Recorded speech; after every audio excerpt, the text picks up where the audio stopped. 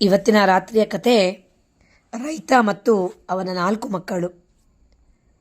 ಒಂದೂರಲ್ಲಿ ಒಬ್ಬ ರೈತ ಇದ್ದ. ಅವನು ಹಳ್ಳಿಯಲ್ಲಿ ವಾಸವಾಗಿದ್ದ. ಅವನಿಗೆ 3 ಗಂಡು ಮಕ್ಕಳಿದ್ದರು. ಅವರು ಯಾವಾಗಲೂ ಕೂಡ ಒಬ್ರಿಗೊಬ್ಬರು ಜಗಳ ಆಡ್ತಾ ಇದ್ರು. ರೈತ ತೀವ್ರ ಅನಾರೋಗ್ಯಕ್ಕೆ ಒಳಗಾದ. ತನ್ನ ಮಕ್ಕಳ ಈ ವರ್ತನೆಯಿಂದ ತುಂಬ ನೋವಾಗಿತ್ತು ಆ ರೈತನಿಗೆ. ಒಂದು ದಿನ ರೈತನು ಮಕ್ಕಳ ಬಳಿ ಒಂದು ಕಡ್ಡಿಗಳನ್ನು ತರಲು ಹೇಳ್ತಾನೆ. ಅದನ್ನು ಮುರಿಯುವಂತೆ ಕೇಳಿಕೊಳ್ತಾನೆ. ಅವರು ತಮ್ಮ ಕೈಲಾದಷ್ಟು ಪ್ರಯತ್ನಿಸಿದರು, ಆದರೆ ಅವರಿಂದ ಮುರಿಯಲು ಸಾಧ್ಯ ಆಗಲೇ ಇಲ್ಲ. ನಂತರ ರೈತನು ಕಡ್ಡಿಗಳ ಕಟ್ಟನ್ನು ಬಿಚ್ಚಲು ಹೇಳ್ತಾನೆ. ಕಡ್ಡಿಗಳನ್ನು ಮತ್ತೊಮ್ಮೆ ಮುರಿಯಲು ಹೇಳಿದನು.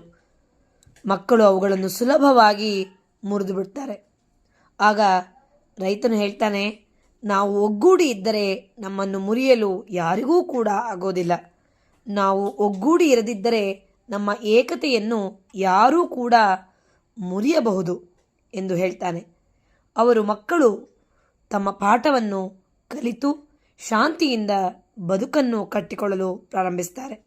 ಅಂದರೆ ನಾವು ಈ ಒಂದು ಕಥೆಯಿಂದ ಏಕತೆಯಲ್ಲಿ ದೊಡ್ಡ ಶಕ್ತಿ ಇದೆ ಅನ್ನುವುದನ್ನು ನಾವು ಕಲಿತ್ಕೊಳ್ಬೇಕಾಗತ್ತೆ.